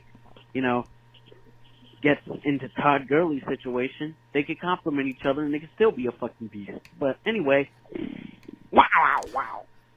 I'm the only person I'm saying now Gurley's gonna be good this year. So apparently he passed his physical. Yeah, he's gonna be good. Didn't it take him a couple tries though? I don't know, but hadn't he passed like multiple physicals the past few years in a row? Yeah, like, I don't know. I'm still not convinced that his knees can hold up for a full workload, dude. He is not. He's gonna be good. Like this year. he always starts out the seasons with like this pop, dude, and like people think like, oh my gosh, he's gonna be beating the record, and then halfway through the season, it is completely different. Like you have a completely different Todd Gurley on the field. I'm not convinced yet that he's going to be back. I mean, he's got arthritis in his knees, guys. That's not something that just goes away. Everybody has arthritis in their knees. But not to a point to where you're missing half of a season because of it. He's going to be good this year. I believe it. Mark my words. But if I'm wrong, listen to CK. Remember CK's words. All right. I'm not convinced. C3 Panthers Podcast, numbers 252-228-5098. Thanks for all the people that have been hanging out in the chat room, joining the show. Let's go ahead and kind of wrap it up. We close the show each and every week by icing somebody up, telling them it's our homage to Steve Smith. Ice up, toughen up, get it together, or else we'll take your statue down, bitches. What do you guys want, or who do you want to ice up this week? Any takers? Yeah, I'll but you want to go first, Greg? No, go ahead. You're good. Yeah, I mean, this probably could have even made it into our show, but I didn't even listen to the clip because that's how much the guy pisses me off. Doug Gottlieb. So if you don't know who this utter tool is, whenever Colin Cowherd isn't on his show and he needs a fill-in, they ask this Doug Gottlieb tool to come in and basically just spout the same kind of trivial bullshit that you'll hear Colin Cowherd say on a weekly basis, or on a daily basis rather. But this dude was talking about Cam Newton and how his video with Odell, it made it seem like he wasn't trying to show teams that he was ready to win right now and join a football team, but rather he just wanted to make a cool Instagram video with Odell Beckham, like for the flash and the glam, basically making the argument that Cam is still trying to be a superstar personality instead of trying to prove himself to a football team. Like, just the most effortless nonsense opinions that you could possibly have. Like, yeah, Cam Newton is such a superstar that he can call up Odell Beckham Jr. and Odell is going to come and train with him. Do you think Teddy Bridgewater's doing that? Probably not. Right. It's the same old tired bullshit narrative that's always followed Cam Newton that has never been rooted in any kind of truth. So to Doug Gottlieb and all who believe the kind of shit that him and Cowherd spew, ice up, son. Ice up. To be fair, if you think about it, the last 2 seasons, Cam Newton has trained with some of the most psychotic wide receivers in the NFL. Brown. Antonio Brown before, yeah. That is true. All right, Greg, you got anything for us? Yeah, I got 2 small ones real quick because actually normally I have a hard time finding one. I have a bunch of them this week, but I'm going to put 2 quick ones out there. I'm not going to give a lot of details on one because it's kind of graphic. I'm icing up New York City for condoning glory holes as a safe sex practice for casual sex partners. So yeah, just ice up New York City. That's pretty dumb.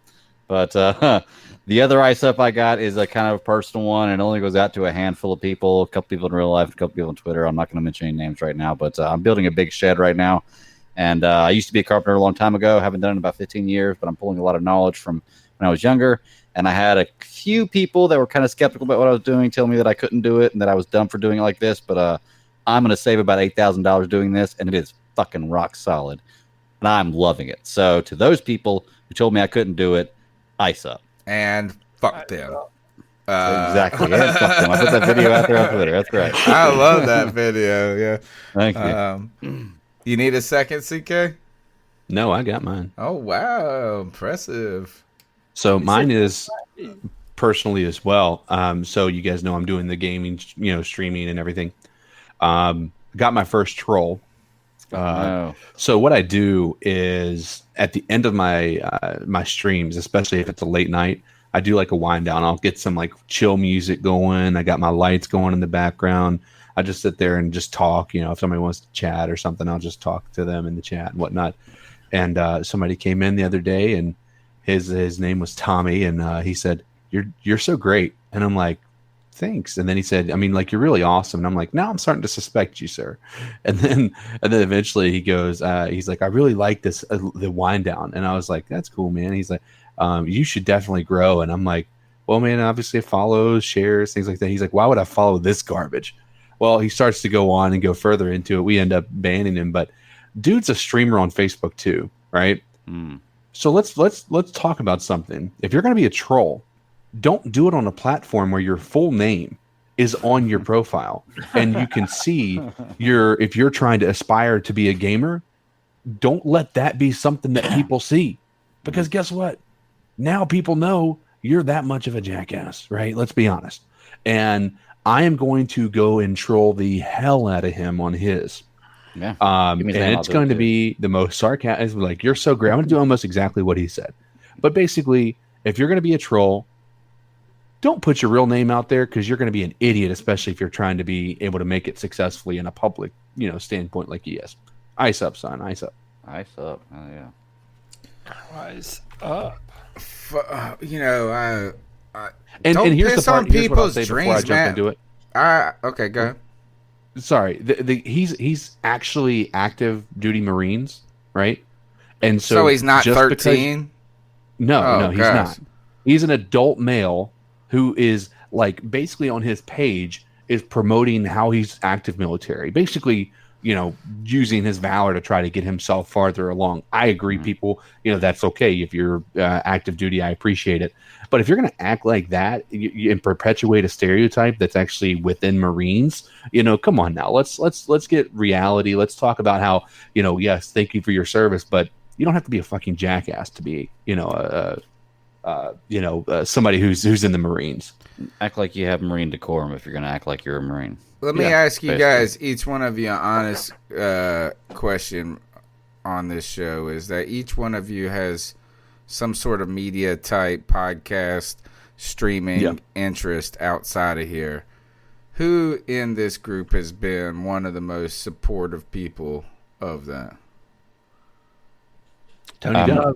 You. Yeah. Yeah. And the reason I bring that up is that I haven't done anything special with this podcast, right? Yeah, is like we're proud of what we do in the conversation and the community we've built. But if you look at the numbers, it's so small. It's not anything.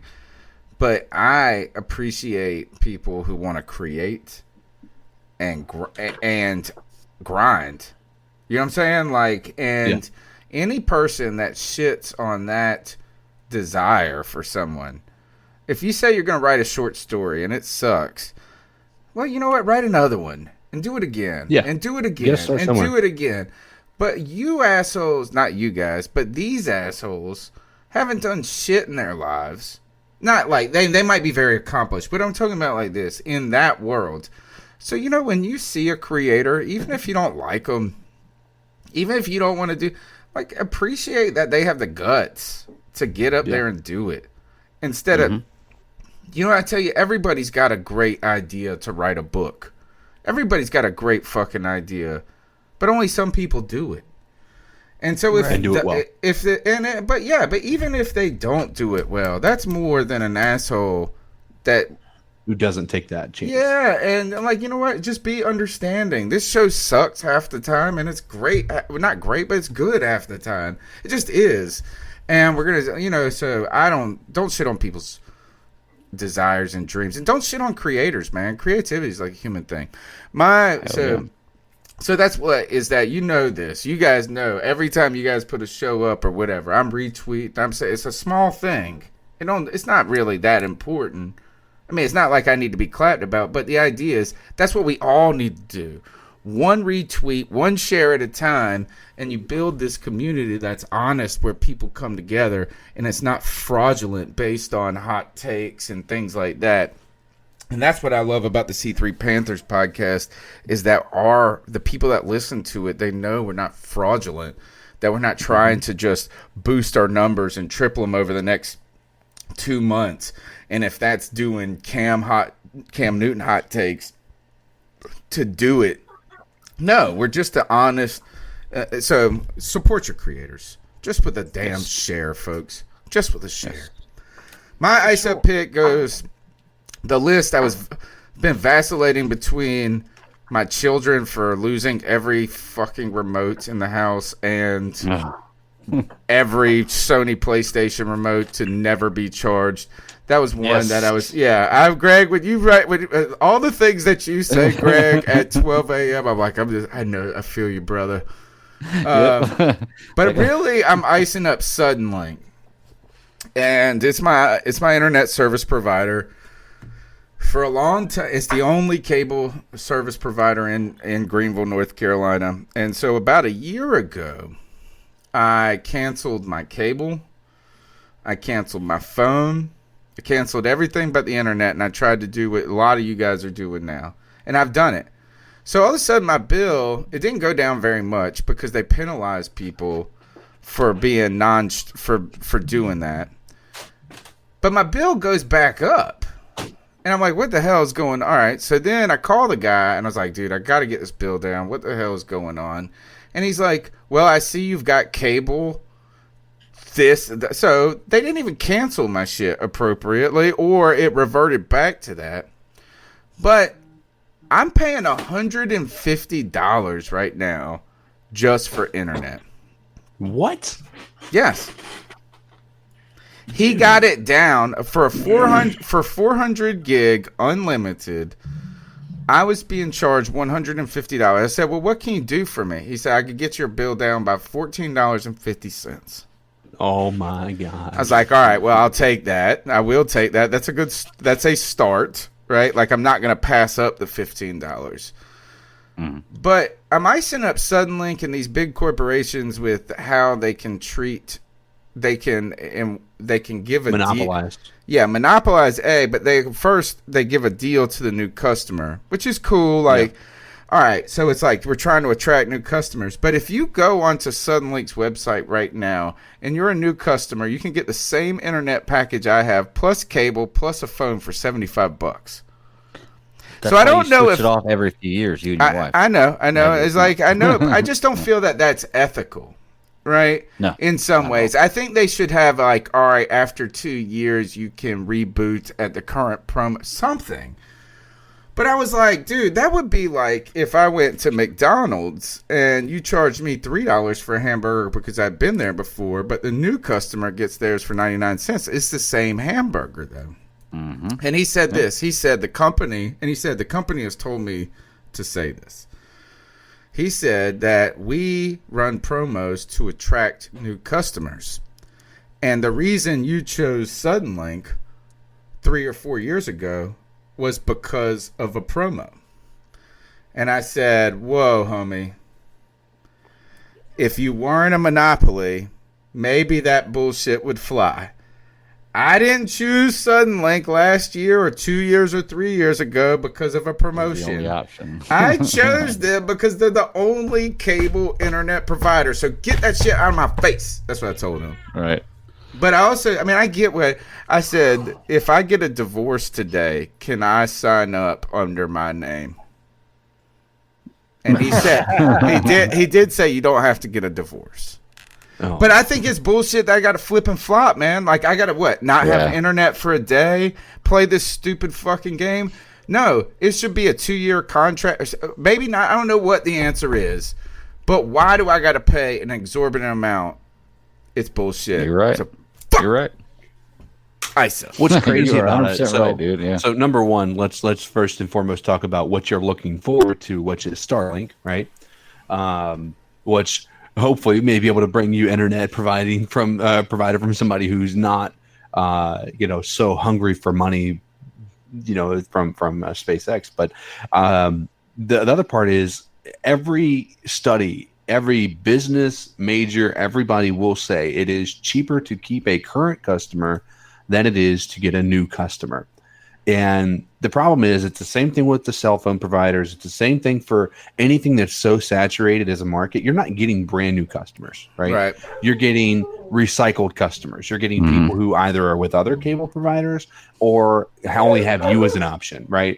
So it's 100% saturation in the market. That's really what you look at. Same thing with cell phones.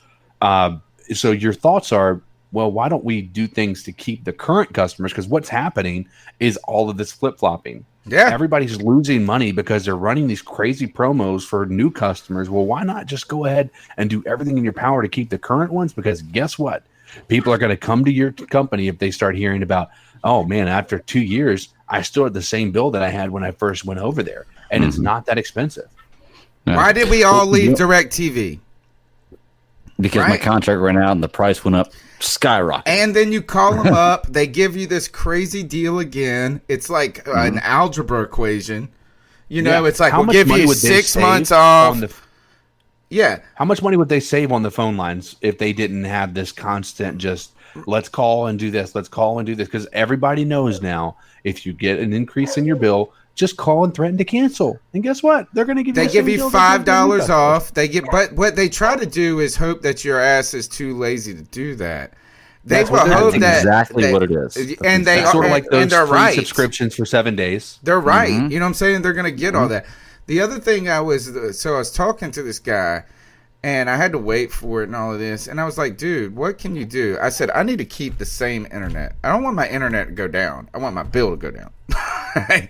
It's like, what can you do? Like, and he's like this. He's like, hold on, working on it. Let me try this. Working on it. Let me try this. Yeah, like he's really doing something. And I was like this. I was like, man, wouldn't it be awesome if they just gave your bitch ass a optimize button? Like a boop. Like, this is what we do. Like, what if you went to McDonald's? Like, and they were like, well, let me see if I can get you a hamburger for $1.19 instead of $1.29. No. Why don't you give it at the exact price you can profit? I don't know. I was pissed, man. I hate internet service providers. They're the worst. Yeah. They're all terrible. They are. I'm actually going to stop because they're monopolies. They're monopolies. Yeah. We needed this. I'm disappointed in Google. I'm disappointed in Google that they didn't figure out how to make those hot air balloons work, where they were putting air. They were putting Wi-Fi in the hot air balloons or whatever. Why can't we get that? Or Google Fiber. Google Fiber didn't really survive either. Is it over? Supposed to be, well, they still have it in those cities. They have it in big cities. They haven't really expanded it the way they thought they could, man. It was supposed to be this incredible, like, super fast internet for free for people, and then you could pay for the super, super fast internet, and that would pay for, like, obviously the data and stuff. But I thought that was a genius idea. I wonder if we should maybe start thinking of internet as a utility. Oh, it definitely is. Yeah, it definitely is. That's why you're starting to see governments offer grants to get it out to more rural areas, because it is so necessary in today's world to be able to apply for jobs, to be able to go to school, to bank. To bank? Yeah, exactly. To run the world. Exactly. Well, let me ask you, when you pay your bills every month, I know for me personally, I'm paying my car payment, I'm paying mortgage, I'm paying power, and I'm paying internet. If I got those 4 paid, I'm going to be all right. But I got to get those 4 paid, and insurance, But those 4, and internet is one of those. And I would say cable normally, but I can live without cable. If I have internet, I don't need cable. My wife told me this. Yes, you're absolutely right. Is as important to me as power and not as important, but it is the next thing in line after power and house and car. Yeah, no, it actually is. I think it might be ahead of my car. And when I say it's like, my wife said this to me. She said, you've got to turn the internet back or get the bill down. This was like last year. And I was like, sorry. Like, if they ain't lowering the bill, like, we just going to pay it. Like, I mean, like, you go and you do this. Like, this is my thing. Like, I am not going to go without being able to do my podcast and fucking dick around on the internet all night. But the problem is that they, like, I think Greenville has to do a better job of making sure that they are a more desirable location for other cable companies to come in there and lay their lines. Yeah, because that's where the problem there, and they have a deal. They've struck a deal with the devil potentially, and there's arguably not enough people here. Some people say that it's not worth it for these companies. That's still starting to be an argument that can't be accurate anyway, because of the government grants that are out there to help people be able to get that. Like where I was in Bedford, over here in Virginia, it was the same way. It was that's just not profitable enough for us to run lines. Well, guess what? The government, our town, went out and got grants, and they did ad budgeted to have a company come in and actually provide internet for everybody, right? And so the reality is now we have competition, because now you have the satellite internet. Now you have the internet the government is putting in there. That's fake internet. No, yeah, definitely. I agree 100%. But then now you have Comcast, who's actually run lines out there now, because they realize now, listen, people need internet, and it's not necessarily nobody's going to cut off internet, so it's going to be profitable at some point. So not lying those, putting those lines down is a bad idea for the long term, because guess what? Somebody's going to come in there and do it. Right. Exactly. All right. Ice up to suck ass ISP monopolies. Yeah. All right. It's the C3 Panthers podcast. My name's Tony Dunn at @cat_chronicles. We're here Tuesday nights live, 9 p.m. until we make your ears bleed. Cody Lashney, where is the Cripple Connection at? It is on my YouTube channel, Cody Lashney. You can like and subscribe to the channel. We're doing an episode this Friday, so come and check us out. You can hit me up on Twitter at CodyLac, CodyLac, talking about everything Panthers, everything Clemson. And I'm still writing for draftet.com and there is a new Draft Tech mock draft up monthly, and I write every comment for the Carolina Panthers. So check me out. CK, you're streaming now a lot. You're getting a lot of follows, getting trolls. Where can we find your video gaming at? You can find me at facebook.com/CodizzleAllen. Yeah. Check him out. Check him out. He's badass. And Greg the Bat Daddy, 52, Man of Many Podcasts. Tell us what we can do to find you, because you're infiltrating the airwaves. All over the place, man. And this is a mouthful right here. So like you said, at the Bat Daddy 52 on Twitter. I also have my own podcast that I run with a team of 6. That, by the way, those of you in the chat, Sarah Taylor is the newest host of my podcast. She's been on plenty of time. She's been invited to the team, so check us out. Nice. Super Civil Servants podcast, and we now are live every Friday on YouTube at 9 p.m. Eastern Standard Time, just like this show, but not as good. So, or not as well done. So, but we're doing that. So we do a live YouTube show every Friday. We post our podcast every Monday. We also have a new network out, is the Geek Ultimate Alliance Network, where I host 2 shows on there, the DC Alliance podcast and the Superhero Discussions podcast. DC Alliance is about everything DC, Superhero Discussions about everything animated, and the Geek Ultimate Alliance Network is where you can go 5 days a week for all your geek needs, anything you want, movies, Marvel, DC, TV shows. We've got it all. Check us out. Give us a like. That's about it, man. My nerd reference for the night, I'm watching Star Trek Next Generation. All this started in season 1, and I'm pretty sure that they made a weed reference in Klingon tonight. Was what I saw. It's like, what's that smell? And he was like, that smells like her mama. All right. It's the C3 Panthers podcast. We'll see you next Tuesday night. Y'all stay safe. Hope Matt Rule is the next savior. Cam Newton, you're the man. See you later. Adios. Peace. Keep pounding.